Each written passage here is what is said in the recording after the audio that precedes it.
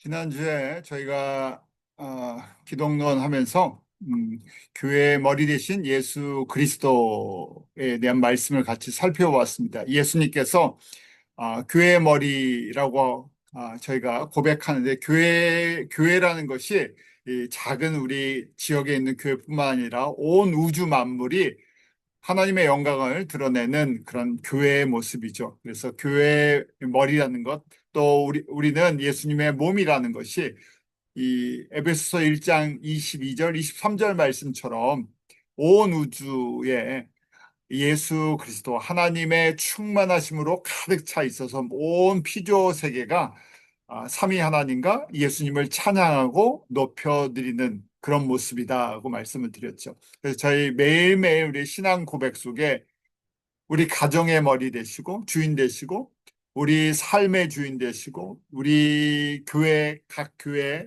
또 온 이 땅에 있는 모든 교회 온 우주의 머리 되신 예수 그리스도 그 예수님이 누구시고 또 왜 우리를 부르셨는지를 깨닫고 고백하고 찬양을 드리는 것 그것이 우리를 부르신 우리를 지으신 예수님의 목적이다 말씀을 드렸죠. 그래서 아, 예수님이 우리의 머리 되시기 때문에 우리의 몸, 예수님의 몸인 우리 교회들은 예수님의 장성한 분량까지, 머리의 장성한 분량까지 자라야 된다고 말씀을 드렸어요. 또 우리 안에 특징이 있는데 몸에 다양한 지체가 있지만 바로 머리에 의해서 같이 움직여지고 같이 일하죠. 그래서 통일성과 다양성을 저희가 깨닫고 성숙한 교회, 성숙한 성도라는 것은 나를 위해 존재하는 것이 아니라 지체들을 밸런스를 맞춰주는 것, 지체들이 머리의 분량까지 자라도록 도와주는 것, 약한 지체를 더 존귀하게 만들어주는 것, 이것이 영적인 분별력, 영적인 감수성이 있는 성숙한 모습이다. 왜냐하면 우리 하나하나 따로 존재하는 것이 아니라 우리가 그리스도의 몸을 이루어 나가서 함께 머리의 영광을 위해 존재하는 지체들이기 때문에 오늘은 계속해서 저희가 오병이어 되신 예수 그리스도에 대한 말씀을 보도록 하겠습니다. 예수님께서 떡 이야기를 하셨어요. 바로 예수님께서 이 떡의 비유를 몇 가지를 들어주셨는데 그러면서 예수님께서 이 오병이어의 주인 되시는 것을 보여주십니다. 네, 오늘 오병이어, 칠병이어, 가나안 여인의 떡, 이 세 가지 떡 이야기를 중심으로 예수님이 이 오병이어의 주인 되시는 것을 같이 저희가 살펴보도록 하겠습니다.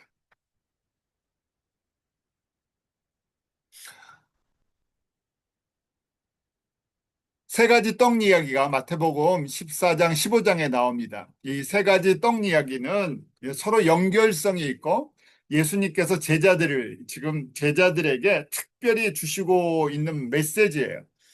어, 오병이어의 말씀을 주셨을 때가 3년 이 공생애의 중간 정도 시간이 됐을 거다 하는 그때쯤입니다. 마태복음 14장에 보면 예수님께서 제자들에게 이 모여 있는 사람들에게 먹을 것을 주라 명령을 하시죠. 마태복음 14장 16절이에요. 예수께서 가라사대 갈 것 없다. 너희가 먹을 것을 주라 하고 돼 있어요. 예수님이 분별력이 없어서 경제관이 없어서 이런 말씀을 하신 것이 아니죠. 다 알고 계세요. 항상 예수님이 말씀하시고 사건이 나올 때는 타겟은 이 훈련을 시키는 것은 제자들이에요. 제자들에게 집중되어 있어요. 제자들에게 어떤 레슨을 주기 위해서 기적이나 사건을 보여주십니다. 그래서 오병이어라는 이 사건을 보여주시려고 오병이어 이제 저희 보면 기적인데요. 지금 준비를 하시는 거예요. 배경이 사람들이 엄청나게 모여 있죠. 그래서 남자의 숫자만 5천 명이라고 돼 있어요. 먹은 사람 나중에 보니까. 근데 제자들에게 먹을 것을 주라. 당연히 없죠. 그러니까 없기 때문에 방법이 없습니다. 그래서 이제 제자들을 통해서 예수님께서 바로 내가 생명의 떡, 생명의 근원 되는 것을 보여주시기 위해서 이 과정을 만들어 주셨어요. 예수님께서 사람들을 앉히고 먼저 예수님이 축사하시죠. 블레싱을 하세요. 19절에 보면 무리를 명하여 잔디 위에 앉히고 떡 5개, 물고기 2마리, 저희가 어린아이의 뭐 점심이다 이렇게 얘기를 하죠. 그래서 많은 분들이 한 어린아이의 헌신에 대한 강조를 합니다. 물론 한 어린아이의 헌신이 있어요. 그런데 지금 이 메시지는 한 어린아이의 헌신이 진짜 중요한 메시지가 아니라 지금 무슨 말씀을 예수님이 하고 싶으셨던 건가 하는 거예요. 그래서 먼저 하늘을 우러서 축사하시고 떡을 떼어서 제자들에게 주시죠. 제자들이 그걸 받아서 무리들에게 줍니다. 분명히 떡 5개로 시작을 했죠. 그래서 제자들에게 나눠주게 하셨어요. 자, 다 배부르게 먹었다고 돼 있어요. 20절. 다 배부르게 먹고 남은 조각을 거두니까 12바구니예요. 12명의 제자인데 정확하게 거둔 게 12바구니예요. 왜냐면 한두 명이 먹은 게 아니라 남자의 숫자만 5천 명이에요. 이걸 계산할 수가 없잖아요. 왜냐면 가진 게 너무 적기 때문에 이 가진 건 아무 의미가 없어요. 떡 5개는 그 사람들의 숫자에 비하면 아무 의미가 없어요. 그런데 남은 것이 정확하게 12바구니죠. 자, 그래서 저희 떡 5개는 뭘 상징하는가? 이 떡 5개도 예수님을 상징해요. 물고기 2마리도 예수님을 상징해요. 예수님이 생명의 근원 되신다. 우리에게 꼭 필요한 영의 양식, 생명의 양식은 예수님 자신이다. 예수님이 그래서 이 땅 가운데 오셨다. 그것을 보여주기 위해서 이 오병이어의 기적을 베풀어 주시죠. 왜냐하면 사람의 방법으로는 남자의 숫자 5천, 아이들이나 여자들까지 합치면 뭐 2만 명이 될 수도 있겠죠. 1만 명이 될 수도 있겠죠. 도저히 가능성이 없어요. 줄 수도 없고 지금 제자들이 하는 것처럼 돈도 없고 돈이 있으면 나가서 마을에 가서 사서 갖고 와야 되는데 그 많은 거를 언제 어떻게 만들어서 가져오겠습니까? 그래서 예수님께서 의도적으로 내가 생명의 떡, 생명의 근원되는 걸 보여주시려고 해요. 그래서 성경에 보면 항상 숫자가 의미가 있다 그랬어요. 왜냐하면 상징적인 숫자를 통해서 메시지를 전달을 해줘요. 그래서 성경에 우리 7이라는 숫자는 완전 숫자, complete number라고 얘기하죠. 하나님의 구원, 하나님의 창조를 저희들에게 표현할 때 7이라는 완전 숫자를 표현해죠. 우리 10이라는 것은 제자들 같이 12지파, 구약에서는 12지파를 통해서 이스라엘이라는 나라를 만들어 주시고 제자들을 뽑으실 때도 12 제자를 뽑으세요. 또 그래서 저희가 계시록에 보면 예수님 보좌 앞에 24장로들이 있죠. 그 12지파, 구약의 12지파, 신약의 12사도를 상징적으로. 그래서 12이라는 것은 제자의 넘버. 예수님의 제자의 넘버를 상징적으로 보여주는 게 12이라는, 하나님의 백성을 상징적으로 보여주는 걸 12로 표현하죠. 자, 오라는 것은 지금 모세 오경이 있어요. 그래서 모세 오경이 무엇인가? 우리 모세가 적은 거죠. 창세기부터 출애굽기, 우리 레위기, 신명기, 민수기까지 이렇게 오경인데 그 누가복음 24장 27절에 예수님께서 부활하신 다음에 모세와 모든 선지자의 글로 시작해서 모든 성경에 쓴 바 자기에 관한 것을 자세히 설명하십니다. 모세 오경은 구약 성경을 대표해요. 우리 구약 성경을 이야기할 때 뭐 선지서도 있고 다 있지만 모세 오경 하면 구약 성경을 대표적으로 얘기합니다. 그래서 구약 성경은 모세 오경이라고 표현하는데 근데 이 모세 오경의 모든 글들이 다 예수님에 관한 것이다 하고 돼 있죠. 그래서 떡 5개, 모세 오경 이걸 다 생각해 보면 요한복음 6장에 예수님께서 특별히 내가 하나님의 떡, 하늘의 떡이다, 산떡이다, 생명의 떡이다, 하늘에서 내려온 떡이다, 참된 음식이다, 영의 양식이다 이런 표현을 계속 쓰셨어요. 무슨 이야기냐면 예수님이 왜 이 땅에 오셨나? 구약의 사람들은 광야에서 만나를 통해서 40년을 살았어. 그런데 이 광야 생활이 끝나고 만나 끝났죠. 그런데 지금 예수님께서 그 만나를 준 것도 내가 준 거고 나는 썩는 만나, 나는 먹어서 만나를 먹고 영원히 살지는 못했어요. 40년은 살았죠. 그런데 예수님을 먹는 자들, 영의 생명을 받는 자들은 영원히 살 것, 생명의 양식, 참 양식 되는 것을 예수님께서 가르쳐 주세요. 그래서 지금 이 말씀은 육신의 떡 5개로 시작해서 영의 떡 5개. 육신의 생명을 통해서 영의 생명의 근원 되시는 예수님을 보게 하시는 거죠. 물고기 2마리도 마찬가지예요. 물고기 2마리 우리 신약과 구약을 상징한다 이렇게 이제 봐요. 근데 물고기라는 것은 우리 초대교회부터 예수님을 상징하는 신앙 고백으로 많이 쓰였죠. 왜냐하면 이 fish라는 생선을 헬라어로 익투스라고 얘기를 해요. 생선이 익투스인데 그 철자가 제가 옆에 헬라어를 써드렸죠.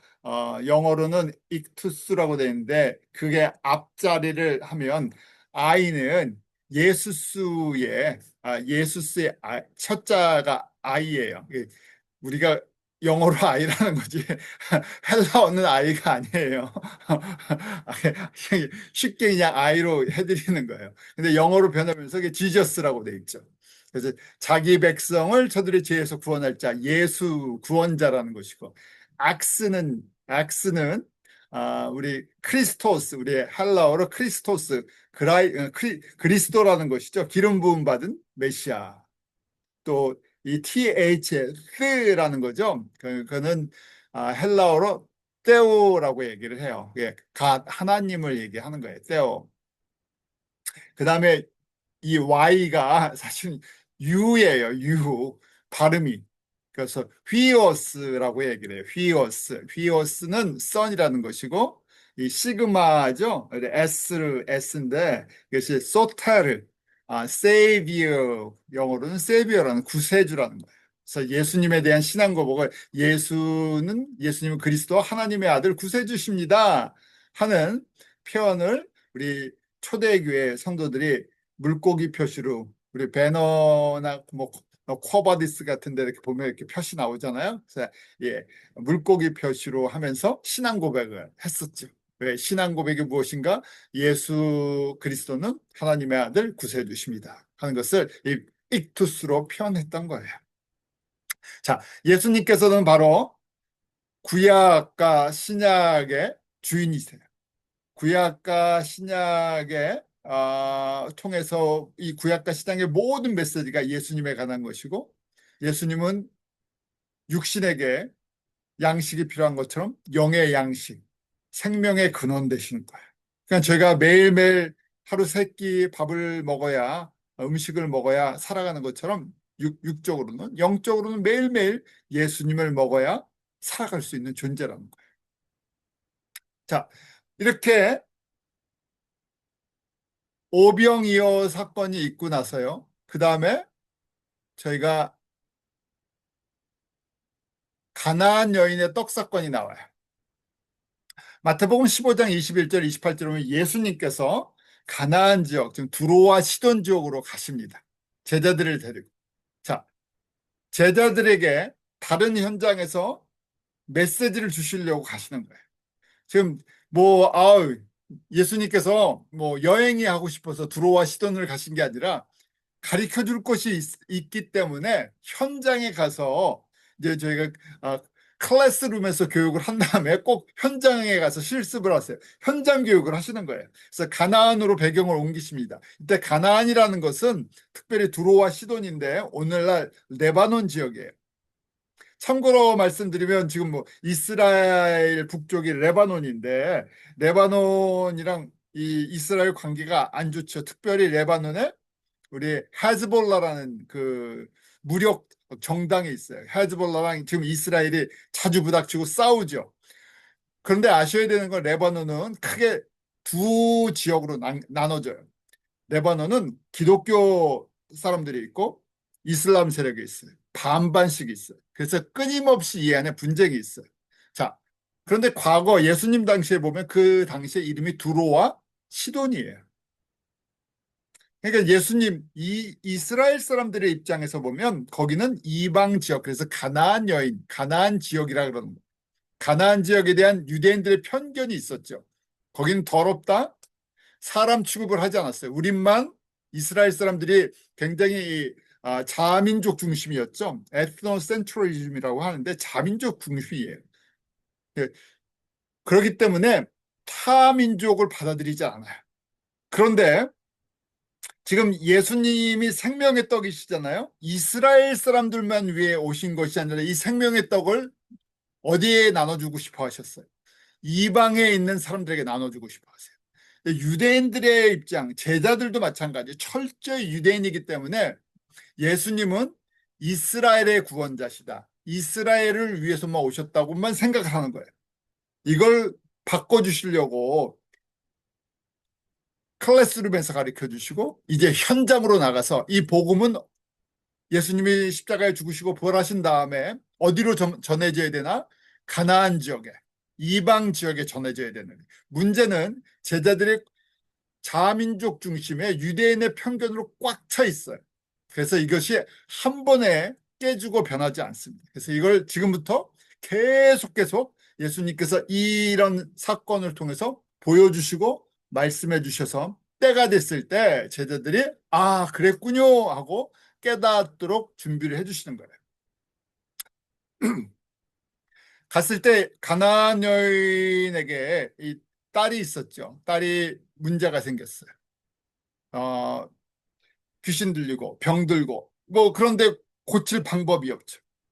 그 제자들은 이 가나안 지역에 가는 걸 원치 않았어요. 왜요? 더러운 지역이기 때문에. 유대인의 입장에서 보면 유대인들은 가나안 지역에 들어가지도 않고 상대하지 않죠. 그때 이 여인이 아, 예수님께 간청을 하죠. 그러니까 예수님이 뭐라고 말씀하시냐면 24절에 예수께서 대답하여 가라사대 나는 이스라엘 집에 잃어버린 양 외에는 다른 데로 보내심을 받지 아니하였노라. 예수님이 처음에 이렇게 얘기를 하세요. 왜 이렇게 얘기하십니까? 정말 이렇게 얘기하고 싶으셨어요? 아니에요. 지금 이 예수님의 대답은 제자들의 입장을 너희들 이렇게 생각하지 이렇게 얘기해 너희가 좋지 하고 예수님이 이렇게 표현해 주신 거예요. 그래서 자녀들의 떡을 취하여 개들이라고 얘기하죠. 이 가나안 사람들을 개들이라고 얘기해요. 하나님의 자녀들의 떡을 취해서 개들에게 던지는 것이 마땅하지 않다 하는 거예요. 이것이 제자들의 생각이라는 거예요. 그때 여인이 이 여자, 이방 여자, 가나안 여자, 두로와 시돈에 있는 이 여자가 이렇게 얘기하죠. 옳소이다 인정을 하는 거예요. 개들도 근데 내가 개라고 해도 주인의 상에서 떨어지는 부스러기를 먹나이다 하고 얘기해요. 겸손하게 난 죄인입니다. 난 그렇지만 예수님의 상에서 떨어지는 부스러기를 먹고라도 살아야 되겠습니다는 간절함이 있어요. 믿음의 고백이 있어요. 그러니까 이, 이 고백이 있은 다음에 이걸 듣고 싶으신 거예요. 예수님께서 제자들에게 이걸 가르쳐 주고 싶으신 거예요. 그래서 28절에 이것이 예수님이 원하시는 대답이고 제자들에게 주시고자 하는 교훈이에요. 예수께서 대답하여 이르시되 여자여 내 믿음이 크도다 하고 돼 있어요.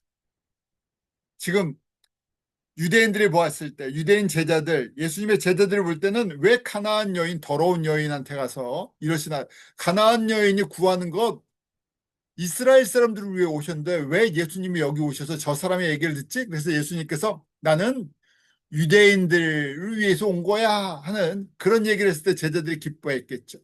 근데 이 여자가 내가 맞습니다. 나는 유대인들이 보면 개와 같은 존재입니다. 그렇지만 주인의 상에서 떨어진 부스러기를 먹고 살아가는 존재입니다.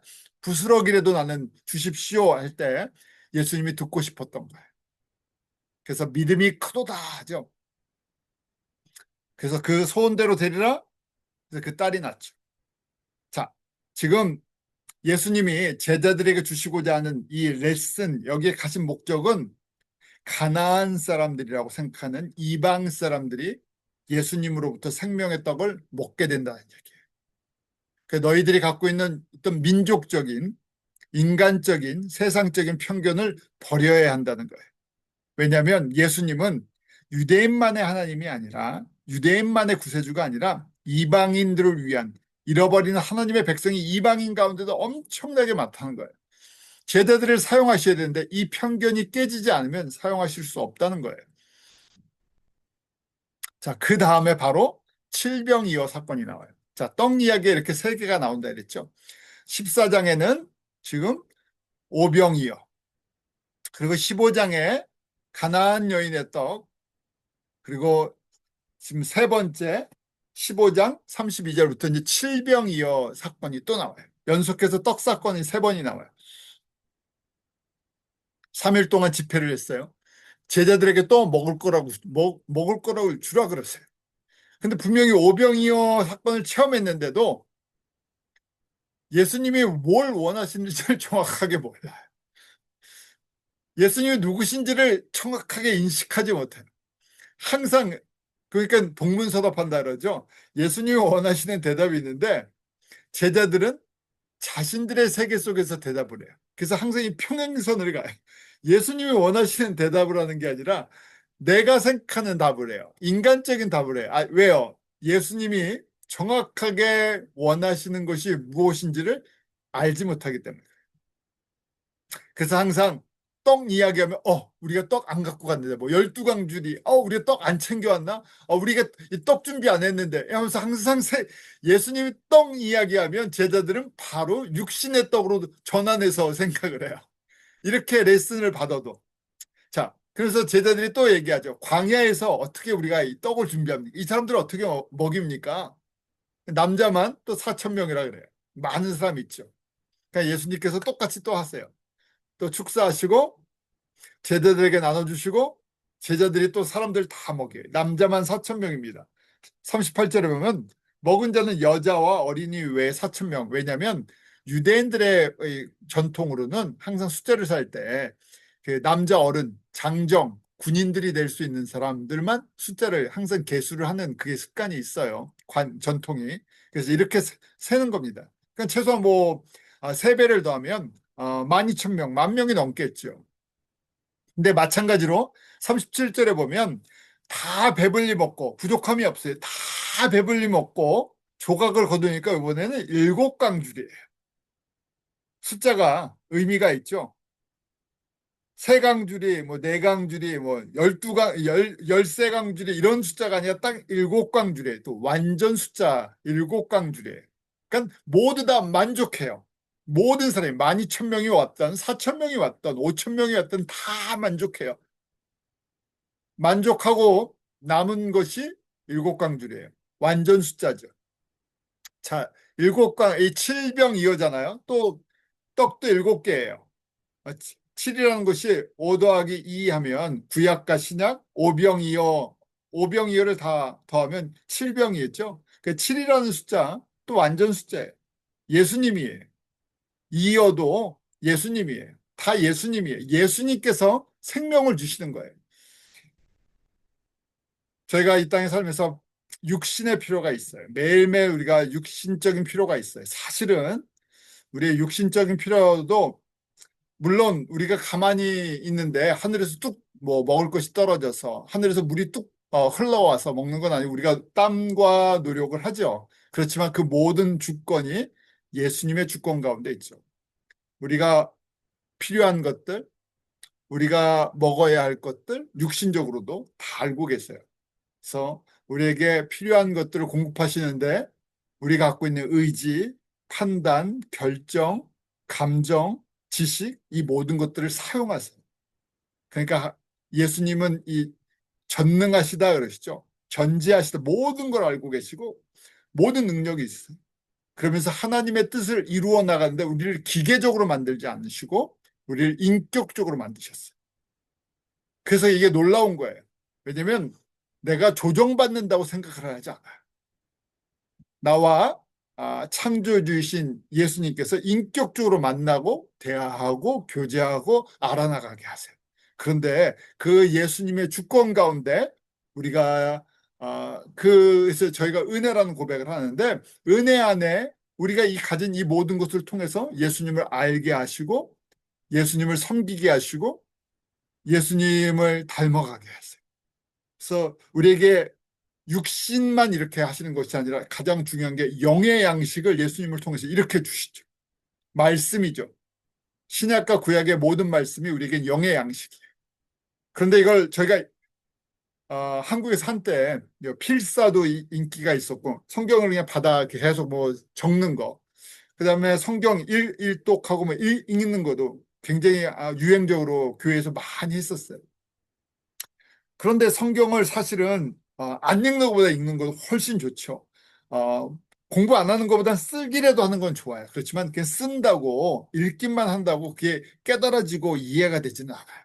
그게 내가 이게 먹어서 소화가 되고 양식이 되려면 성령님께서 그때그때 나에게 갈급함도 주셔야 되고, 그 다음에 이게 깨닫게도 해주셔야 되고, 그 다음에 이게 소화되게 해주시고 도와주셔야 돼요. 그래서 이 과정도 주님의 은혜죠. 이러면서 성경 전체가 창세기부터 우리 요한계시록까지 다 예수님에 대한, 예수님이 누구시고 무슨 일을 행하시고 우리를 어떻게 회복시키시고 어떤 영광으로 채워주실까 하는 것에 대한 약속과 성취의 과정들이에요. 신약을 통해서 구약의 모든 약속들이 예수님이 이 땅에 오심으로 말미암아 성취되는 걸 보여주셨고, 또 예수님의 새롭게 우리에게 주시는 이 신약과 서신서의 언약들을 통해서 이제 다시 오시고 완성될 하나님의 나라를 보여주시죠. 이걸 먹어야 되는데, 먹게 하시고 소화시키고 적용하고 에너지가 되게 하는 이 모든 과정도 예수님의 주권과 예수님의 은혜와 예수님의 사랑 가운데 우리에게 공급된다는 거예요. 그래서 이걸 먹지 않고는, 이걸 먹고 소화하지 않고는 자라지 않죠. 성장하지 않아요. 예수님 왜 오셨나? 우리에게 생명을 주시는, 이 생명을 주시기 위해 오셨어요. 예수님 없이는 한순간도 살아갈 수 없는 존재라는 것. 그러기 때문에 제자들의 가장 중요한, 왜 제자들을 부르셨나 하는 거죠. 이 생명의 떡을, 예수 그리스도의 생명의 떡을 나눠주는 역할을 맡기신 거예요. 오병이어를 먹었던 사람들이 남자만 5천 명이다. 칠병이어를 먹었던 사람들이 남자만 4천 명이다. 다 배불리 먹었어요. 부족함이 없어요.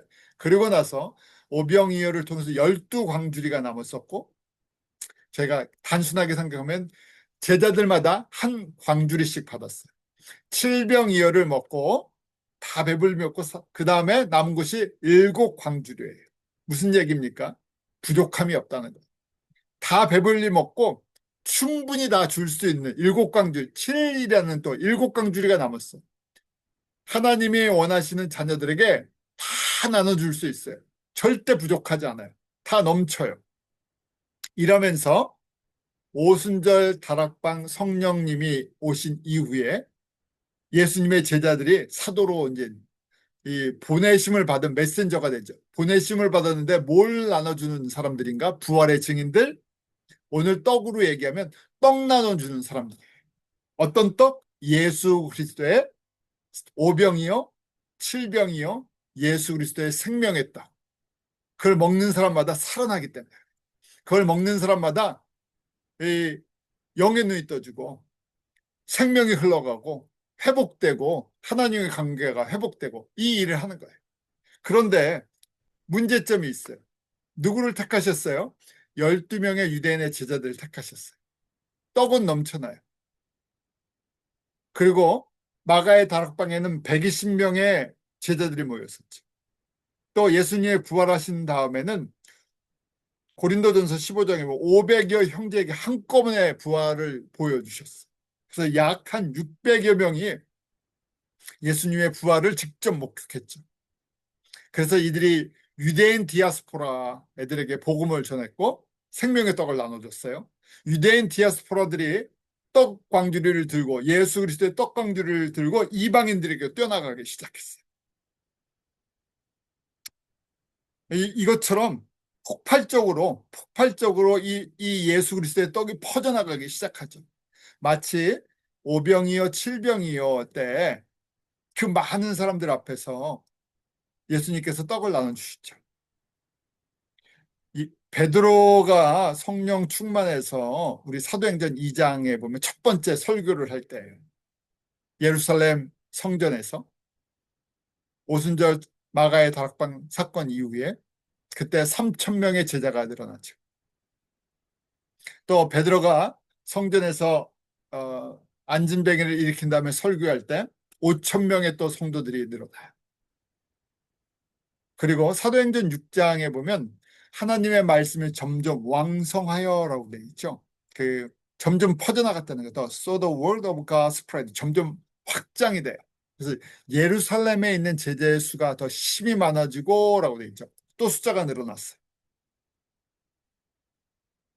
그래서 이제 여기서부터 더 확장이 되죠. 허다한 제사장의 무리도 이 도에 복종하니라. 마치 오병이어, 칠병이어의 사건 속에 사람들이 그 떡을 먹었던 사람들처럼 예수 그리스도의 생명의 떡이 나눠지기 시작하니까 때가 되니까 이렇게 많은 사람들이 먹고 살아나기 시작했어요. 그런데 이것은 사실은 시작에 불과했죠. 유대인 디아스포라들이 이렇게 살아나서 어떻게 합니까? 이제 이방 지역에 이 떡강주를 들고 뛰기 시작한 거예요. 이것이 예수님의 뜻이었어요. 이거 하라고 사실은 지금 이 과정들을 보여주신 거예요. 오병이어의 사건을 보여주신 다음에 가나안 여인의 떡을 보여주세요. 왜냐하면 오병이어만 보여주셨으면 유대인 제자들, 12제자들은 예루살렘에만 머물러 있었겠죠.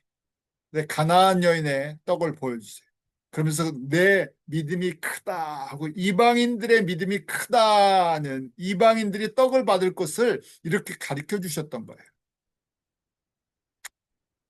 저희가 예수님께서 왜 공생의 이 3년, 퍼블릭 미니스트리라고 얘기하는 이 공생의 3년을 하셨나? 아, 제자들에게 예수님의 정체성을 가르쳐 주시기 위한 거예요.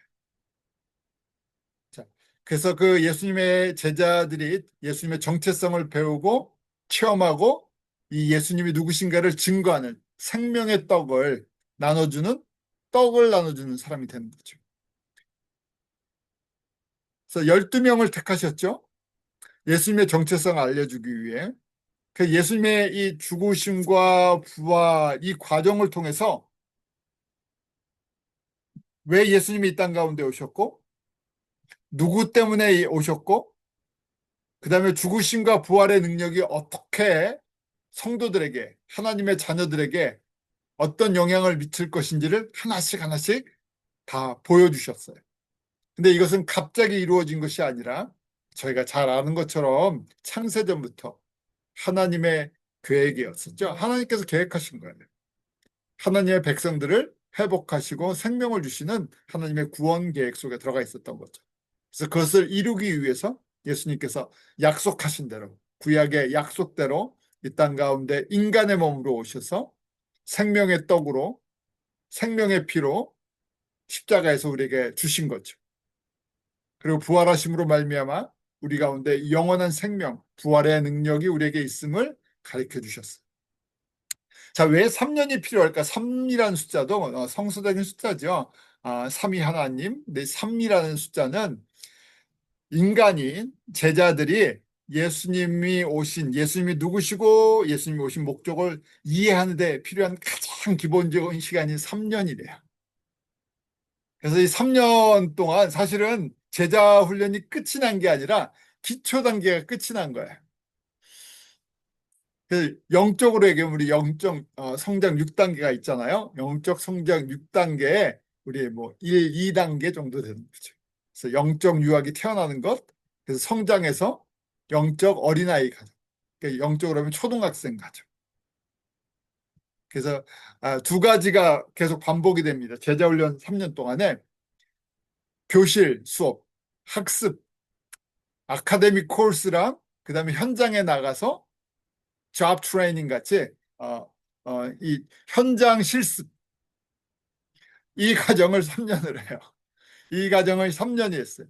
왜냐하면 인간의 한계성 때문에 육신의 한계성, 깨닫는 데 한계성. 저희가 아무리 앉아서 배워도요. 내가 체험하지 않고는 이렇게 잘 피부로 오지 않아요. 설교를 아무리 많이 들어도 내가 실제 신앙생활 속에서 부닥쳐 나가면서 겪지 않으면 이게 소화가 잘 안 되죠.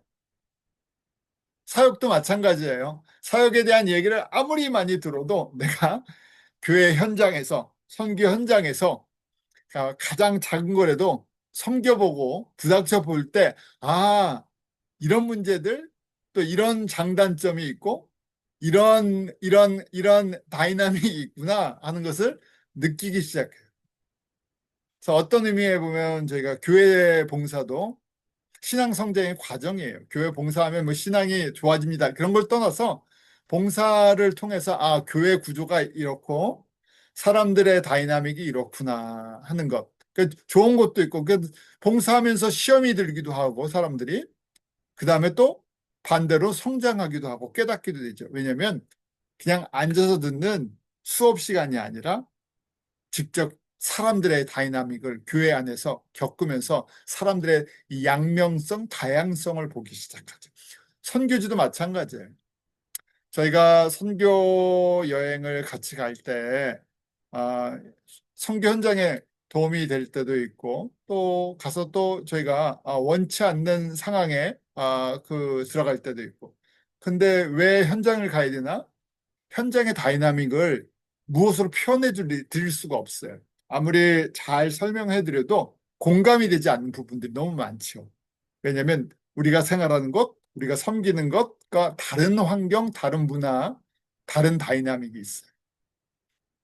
그래서 많은 경우에 이제 케이스 스터디예요.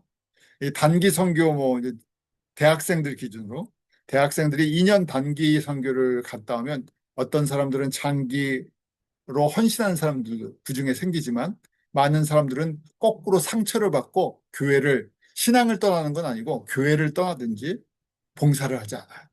왜냐하면 사람이기 때문에. 저희가 오해하지 말아야 되는 것이 저희는 사람이에요. 그래서 육신의 한계성을 갖고 있기 때문에 막 슈퍼맨처럼 날아다니고 영적으로 막 날아다니는 사람들이 아니라 똑같이 똑같은 사람들인데 신앙이 조금 더 아니면 헌신이 조금 더 있어서 그 앞에 나가서 봉사하고 섬겼던 건데 이 안에 다이나믹 속에서 여러 가지 것들을 겪다 보면 이 안에 이 상처가 될 때도 있고 신앙이 좀 가라앉을 때가 있죠. 다운이 될 때도 있어. 결국 회복이 되는 시간이 필요해. 선교사가 되었든 평신도가 되었든. 그래서 이제 저희가 이제 선교 사역을 볼 때 그래서 이제 보통 저희 교단에서 선교사들을 보내면 4년 풀타임을 하면 1년 안식년이 있어요. 4년마다 1년씩 안식년을 줘요. 왜냐하면 4년 동안 들어가는 에너지, 그다음에 그 소비되는 그게 너무 크기 때문에 타문화에서 사역을 한다는 것 자체만 해도 그래서 1년의 회복 시간이 필요했던 거예요. 오랫동안 140년 동안 선교 사역을 하면서 가져왔던 여러 가지 데이터와 경험들을 보면서 선교사들이 타문화 속에서 4년을 섬기고 나면 1년은 안식을 해야 된다. 그 안식이 그냥 가만히 먹고 쉬는 것이 아니라 회복의 과정이기 때문에 다시 홈처치에 와서 성도들이랑 교제하고 격려도 받고 또 다른 교회에 가서 선교 현장에 대한 보고를 하면서 사람들이랑 공감을 하고 이런 시간들이 필요했던 거예요. 같은 문화 속에 있는 같은 믿음을 가진 사람들이랑 또 이렇게 같이 나눌 때 회복이 되는 그런 과정들이 있었던 거예요. 왜 그렇습니까? 아무리 대단한 사람이라고 해도 한꺼번에 성장되지 않아요. 앉아서 교육만 받는다고 성장하잖아요. 저희가 이렇게 말씀을 같이 나누잖아요. 이게 시작에 불과해요. 그래서 말씀만 앉아서 배우면 어느 정도 정리는 될 수 있어요. 그런데 현장에서, 교회에서, 또 선교지에서 저희가 섬겨보고 또 그런 것이 같이 이 밸런스가 안 맞으면 신앙이 왜곡이 될 수가 있어요. 베드로도 그렇죠. 예수님의 정체성을 온전히 소화하지 못했어요. 예수님의 가장 대표적인 대표 제자잖아요. 3년 동안 업앤다운이 있습니다. 그리고 예수님 십자가에 달리실 때까지 예수님에 대한 걸 완전히 소화하지 못했어요. 오순절 성령 체험 이후에 변화돼서 이제 위대한 사도가 되어가지만 그렇지만 또 인간적인 많은 약점들이 있죠. 그래서 평생 예수님을 닮아가는 과정들, 훈련하는 과정이 있어요. 그래서 최소한이 3년이 끝이 아니라 최소한이 3년이 필요하다는 얘기예요. 예수님이 정하신 것이죠. 자, 그리고 나서 예수님께서 제자들에게 집중적으로 가르치셨던 것이 두 가지가 있죠. 교육에 예수님의 정체성, 그 다음에 하나님을 사랑하는 법이 무엇인가 지상 계명이에요. 어떻게 하나님을 사랑하는 것인가 하는 것이죠. 이 하나님을 사랑하는 것이 중요한데, 그래서 첫째 계명, 그 다음에 우리 둘째 계명을 주셨어요. 구약의 모든 율법 선제를 정리를 해주면 구약의 모든 율법이 이 두 가지로 정리된다 그랬죠. 첫 번째는 마음을 다하고 목숨을 다하고 뜻을 다해 주 너의 하나님을 사랑하라. 이것이 크고 첫째라는 계명이다. 이 계명이라고 돼 있어서 우리가 좀 무슨 율법적이다는 것이 아니라 이건 하나님과 나와의 예수님과 나와의 관계성이에요. 삶의 사랑의 시간의 물질의 모든 우선순위가 창조주이시고 구원자이신 우리의 머리가 되시는 예수님께 맞춰져 있어야 된다는 거예요. 이게 맞춰져 있지 않으면 어떤 문제가 생기나 머리랑 몸이 따로 움직이기 시작해요. 왜요? 저희가 첫 번째 지난주에 교회의 머리 되신 예수님, 나의 머리가 되세요. 나의 주인이 되어주세요. 그것이 특별히 지금 제자들이에요. 제자들을 훈련시킬 때 훈련의 가장 중요한 그 목적 중에 하나가 헤드십이 누구에게 있나 하는 거예요. 그러니까 예수님께서 우리의 주인 되심을 항상 깨닫고 고백해야 돼요. 그렇지 않으면 우리도 머리가 있어요. 육신의 머리가 있어요. 우리도 육신의 경험이 있어요. 판단이 있어요. 그래서 어떤 결정을 합니까? 육신의 결정을 해요. 그 과정들이 제자 훈련이었어요. 제자 훈련의 과정을 통해서 내 육신의 생각, 판단, 경험 이런 것들이 우선이 되는 것이 아니라 예수님이 나의 삶의 우선권이 되시고 머리가 되시고 그래서 우리가 어디까지 잘해야 됩니까? 우리가 영적으로 태어나서 예수님의 머리의 분량까지 잘해야 돼요. 그래야 우리가 예수님이 원하시는 일을 할 수 있어요. 왜요? 그렇지 않으면 나도 머리가 있고 나도 경험이 있기 때문에 내가 원하는 스타일의 사역과 내가 원하는 스타일의 것들을 통해서 하나님께 영광을 돌린다고 오해를 할 수 있고 착각을 할 수가 있죠. 서로 안 맞는 거예요. 머리 따로, 몸이 따로 움직일 수 있다는 거예요. 그래서 이거를 지금 기본 훈련이 3년이 걸렸던 거예요. 완전하지 않지만.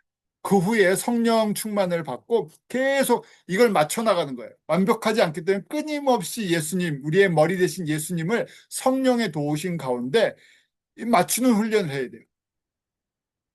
그 첫 번째 가장 그래서 중요한 것이 이 지상 계명 첫 번째 수직적인 계명이라는 거예요. 관계성이에요. 내 마음의 주인, 내 목숨의 주인, 내 뜻의 주인, 내 육신의 주인이 예수님인데 예수님을 사랑하기 때문에 십자가에서 나를 위해서 죽기까지 순종하신 모든 것을 쏟아부으신 하나님의 사랑을 깨닫기 때문에 내가 고백하고 내려놓는 거예요. 그럴 때 두 번째 관계성, 내 이웃을 내 자신과 같이 사랑하라. 이웃은 예수 그리스도의 피를 나눈 사람들이에요. 이미 나눴든지 앞으로 나눌 사람들. 그것이 우리에게는 이웃이죠. 그래서 예수님의 피를 나눈 성도들, 그 다음에 이게 이미 성도가 된 사람들, 앞으로 될 하나님의 예비 성도들. 어떻게 사랑하니까? 예수님이 우리를 사랑하신 것처럼 생명을 나눠주기 때문에 같은 몸이기 때문에 같은 생명 공동체이기 때문에 내가 먼저 생명을 받았기 때문에 예수님의 떡을 나눠줘야 할 사명이 있어요. 그 사람들 떡을 먹고 살아야 돼요. 예수님께서 그 사람에게 떡 나눠주고 살리시겠다는 거예요. 내가 먼저 받았기 때문에 나눠줘야 돼. 그래서 예수님께서 하늘을 보고 축사하시고 제자들에게 주시죠. 직접 주실 수 있었어요. 근데 제자들에게 주셔서 너희가 나눠주라는 거예요. 그러니까 너희가 나눠줄 때 살아나는 걸 보라는 얘기예요. 근데 그 떡은 제자들이 만든 것도 아니고 제자들 게 아니죠. 예수님이 주신 거예요. 광주리마다. 그러니까 저희도 광주리가 있어요. 저희가 예수님의 생명의 떡을 채울 때 그 광주리는 마르지 않는 떡, 광주리가 되죠. 나눠주면 나눠줄수록 찬송처럼 나눠주면 나눠줄수록 풍성해져요. 내게 아니기 때문에.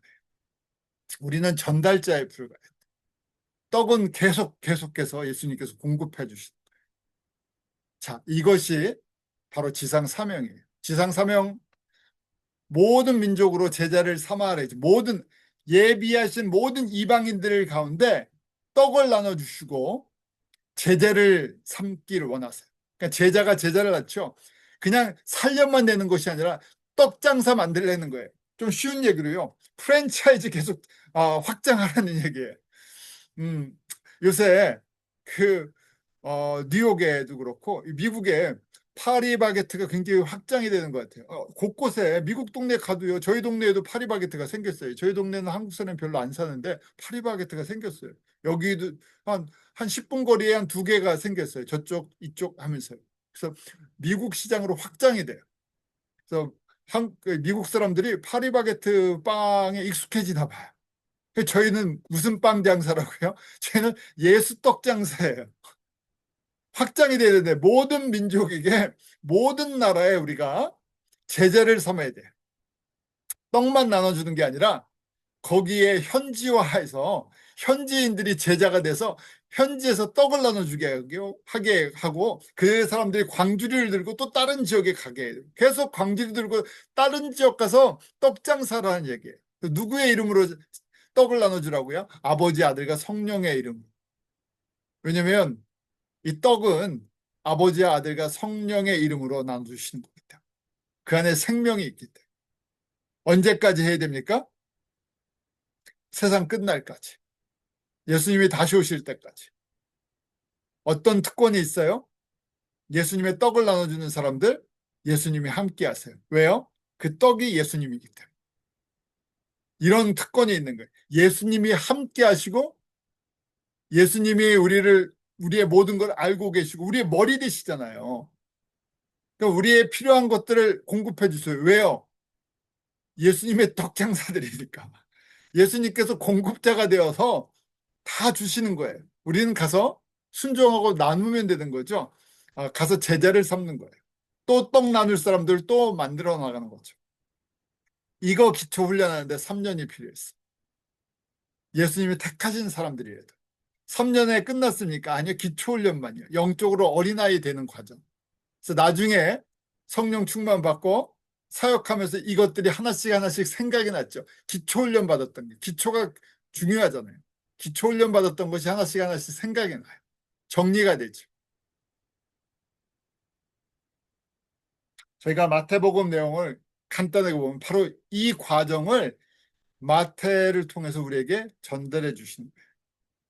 그래서 마태복음의 내용을 간단하게 정리하면 1장부터 4장은 예수님이 공생애를 준비하시는 과정이에요. 이 땅에 어떻게 오셨나? 족보를 통해서. 그 아브라함과 다윗의 자손 그때부터 최소 기원전 2000년부터 아브라함 때부터 이렇게 다윗의 라인을 통해서 이렇게 준비하셨어요. 그래서 때가 됐을 때 약속대로 바로 이 땅 가운데 오셨죠. 그리고 3장에 예수님의 오심과 세례 요한을 통해서 천국이 가까웠다. 천국의 주인 하나님 나라가 회복되는 것이 바로 예수님을 통해서 이루어지는 것. 그리고 4장엔 구체적으로 예수님께서도 그 40일 금식하시고 마귀에게 광야에서 시험 당하시는 것. 이 땅에서 하나님의 백성들이 어떤 도전을 받는지 세상으로부터 그걸 겪으시고 체험하시고 이기시는 걸 보여주세요. 그리고 제자들을 처음 부르시고 가장 중요한 제자 훈련 과정을 마태복음 5장에서 7장 산상수훈을 통해서 행해 주시죠. 그래서 저희가 산상수훈 공부를 하고 계속 묵상하는 것이 제자 훈련의 가장 기본적인 것, 예수 그리스도를 닮아가는 것. 그래서 우리 칼복과 산상수훈이 가장 중요한 것이에요. 그러고 나서 예수님께서 바로 8장부터 9장에 이적을 베푸세요. 근데 이적의 첫 번째가 백부장 하인의 중풍병을 고쳐주시죠. 백부장이 오실 필요 없습니다. 말씀으로 고쳐주시면 됩니다. 하니까 예수님께서 똑같은 가나안 여인의 그 딸을 고쳐주실 때랑 똑같이 내 믿음이 크다 하고 말씀하세요. 왜냐하면 백부장은 로마 사람이잖아요. 이방 사람이 회복되는 것을 말씀으로 회복시키는 걸 보여주세요. 유대인을 먼저 하는 것이 아니라 이방 사람을. 그래서 이 예수 그리스도의 이름이 이방인들에게 증거될 것을 이미 보여주셨던 거예요. 그리고 제자들을 일단 훈련하시고 현장에 보내시는 게 이제 10장, 11장이죠. 그러면서 제자들의 한계성을 하니까 이스라엘 집에 잃어버린 양에게로 하고 표현을 써요. 이방인에게로 가라 그러면 첫 번째부터 안 갔을 거예요. 그러니까 이스라엘 집에 잃어버린 양에게로 보내심을 받도록 이렇게 하죠. 그러고 나서 이제 기도를 하세요. 예수님께서 이것을 지혜롭고 슬기 있는 자들에게 숨기시고 어린아이들에게 나타내심이 감사하나이다 하면서 올소이다 아버지의 뜻입니다 하면서 이 지금 이방인들이 생명을 얻을 것을 지금은 감춰져 있는데 때가 되면 이것이 드러날 것을 가르쳐 주세요. 그리고 12장에는 예수님이 안식일의 주인 되는 걸 보여주시고 13장에 우리가 잘 아는 천국의 일곱 가지 천국 비유인데 그 이 천국은 새하늘과 새 땅이 아니라 이 땅의 교회가 어떻게 확장되고 이 교회 안에 어떤 모습이 있을 것인가 이 교회에 대한 일곱 가지 비유죠. 그래서 씨 뿌리는 비유, 가라지, 겨자씨, 누룩, 감추인 보화, 좋은 진주, 구물에 대한 이야기. 그러고 나서 이제 이 정도 어느 정도 교육이 됐으니까 오병이어 가나안 여인의 떡, 칠병이어 사건을 14장과 15장에 이렇게 보여주시는 거예요.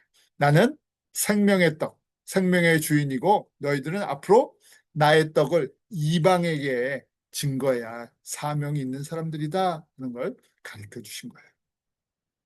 자, 그래서 저희가 이 사건을 보면서 이 칭찬받고 떡을 나누는 이방 사람에게 떡을 나누는 교회가 있고 그렇지 않은 교회가 있다는 것을 계시록 2장, 3장 아시아 7교회를 통해서 보여주세요. 모든 교회가 순종하지 않아요. 다른 얘기로 하면요. 이걸 깨닫지를 못해요. 예수님께서 깨닫게 하시려면 다 깨달을 수도 있겠죠. 또 그런데 교회를 보면 항상 이렇게 예수님이 오신 목적, 그 다음에 떡을 나눠주는데 이 세상에서 고난과 환란이 있어도 이걸 끝까지 순종해서 생명의 면류관을 받는 서머나 같은 교회, 빌라델피아 같은 교회가 있고 그렇지 않은 교회가 더 많다는 거예요. 결국 무슨 이야기입니까? 이 떡 사건의 교훈을 온전히 이해하지 못한다. 왜 이해하지 못할까? 떡을 제대로 먹지 못해서. 떡의 진짜 맛. 그래서 저희가 강조하는 떡은 예수님의 정체성, 본질이에요. 누룩이 들어가 있지 않은 무교병.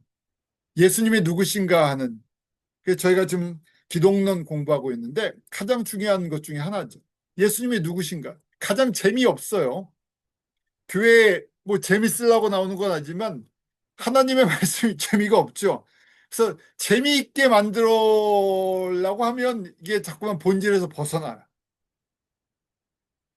그래서 가장 재미없는 메시지지만 가장 생명력이 있어요. 그런데 교회들이 가장 본질적인 예수 그리스도의 생명의 떡을 온전히 나눠주지 않는다는 거예요. 그걸 아시아 7교회를 통해서 그 당시에도 교회 역사를 통해서도 특별히 마지막 때가 되면 더 심해질 것이라는 얘기예요. 사람들이 예수님에 대한 예수님의 정체성에 대해서 기독론에 대해서 관심이 없어진다는 얘기예요. 왜요? 다른 데 관심, 다른 데 어트랙티브한 게 너무 많아지기 때문에 그렇죠. 그래서 저희가 서머나 교회도 그렇고 빌라델피아 교회도 작고 고난이 있고 어렵지만 믿음을 버리지 않고 예수님의 떡을 잘 나눠줬던 교회예요. 어디에 특별히 잘 나눠줬습니까? 이방 교회들에게, 이방 성도들에게. 그래서 저희가 예수님을 이 총체적으로 볼 줄 아는 시각이 필요해요. 너무 작게만 해서 내 문제, 이 땅의 문제 해결을 위해서, 이 땅의 복을 받기 위해서 미시적이라고 할 수 있는데 너무 작게만 보는 게 아니라 그게 하나님의 뜻과 하나님의 구원계, 교회의 머리 되시고 우주의 머리 되시고 이 큰 그림과 작은 그림을 동시에 볼 수 있으면서 그러니까 이 작은 그림을 예수님께 맡길 수 있는 거예요. 왜요? 지금 내가 무슨 일을 하기 때문에 예수님께서 나를 떡 나눠주는 일에 불러주셔서 내가 떡을 예수님이 준비하신 걸 잘 정리해서 포장을 해서 어떻게 해야 돼요? 전달하는 사람들이. 그래서 전달만 하는 게 아니라 또 떡 나눠줄 사람들을 이 예수 그리스도의 떡 나눠줄 사람들을 제자로 세워줘야 돼요. 그래서 저희가 크게 보면 저희가 무슨 공동체입니까? 저희가 예수님의 떡 나눠주는 프랜차이즈 공동체예요. 할 일이 많잖아요. 이 안에 다양한 일을 포장하시는 분도 있고, 기도해 주시는 분도 있고, 전달해 주시는 분도 있고, 또 중간 역할 하시는 분도 있고, 할 일이 이 안에 많아요. 왜냐하면 세상에서 가장 유명한 떡이기 때문에, 빵이기 때문에 가장 영향력이 있고 가장 파워풀한데 값은 어떻게 돼요? 세상에서 값은 무료로 나눠드려요. 그 일을 위해서 예수님이 저희를 불러주셨어요. 베드로를 사람을 낚는 어부처럼 저희도 사람을 낚는, 사람에게 떡을 나눠주는 사람들. 우리 이 이야기까지만 하죠. 베드로가 예수님이 십자가에 죽으신 다음에 실망하고 제자들과 함께 갈릴리로 다시 돌아가죠. 예수님이 찾아오셨어요. 부활하신 다음에. 그 물고기를 잡습니다. 그 물고기를 예수님이 시키는 대로 잡았을 때 요한복음 21장 11절에 보면 153마리를 잡아요. 자, 왜 153마리? 구체적으로 그 숫자를 쉬었나 봐요. 왜 시계에서 했을까? 그 숫자도 의미가 있다는 거예요. 그래서 제가 이렇게 생각해 볼 수 있어요. 153인데 1은 예수님의 유일성, 유일하신 하나님. 5는 모세오경의 주인, 말씀의 주인 되시는 3이 하나님. 그래서 153이지 않을까? 이렇게 한번 생각을 해보죠. 뭐냐면 이 물고기도 예수님을 상징한다 이렇게 보는 거예요. 또 베드로에게 이 사건 이후에 아, 예수님을 향한 사랑의 고백을 하게 하시죠. 그래서 우리가 잘 아는 내가 나를 사랑하느냐 할 때 주님 내가 당신을 사랑하는 줄 아십니다 하는 이 세 가지 세 번 질문하죠. 그래서 예수님께서 이렇게 물어보신 거예요. 첫 번째 아가페 사랑하느냐? 베드로가 과거의 자기 실수를 알고 있어요. 그래서 저는 아가페 사랑 안 하고요. 필레오 사랑합니다. 원어에 그렇게 써 있어요. 아가페 사랑하느냐? 필레오 합니다. 그러니까 내 어린 양을 먹이라 그러세요. 두 번째 또 예수님 물어보세요. 너 아가페 사랑하니? 아니요. 저 필레오 사랑합니다. 또 내 양을 치라 말씀하세요. 세 번째 예수님께 요새 단어를 바꿔버리세요. 너 필레오 사랑하지? 네, 필레오 사랑합니다. 내 양을 먹이라 말씀하세요. 그래, 지금은 베드로에게 말씀하시는 거예요. 네가 지금 3년 훈련 끝나고 실패 경험하고 이것도 예수님의 훈련 과정이에요. 다 깨닫지 못하지만 그리고 네가 정직하게 고백하죠. 나는 예수님을 나는 예수님을 위해서 죽겠습니다. 이랬는데 죽지 못했어요. 도망쳤어요. 부인했어요. 그러니까 베드로도 나 그렇게 전적으로 예수님만 무조건적으로 사랑하지 못합니다. 내 모습을 보십시오. 난 조건적인 사랑을 합니다. 난 필레오 사랑합니다. 예수님이 알고 계시죠. 지금은 네가 필레오 사랑하지.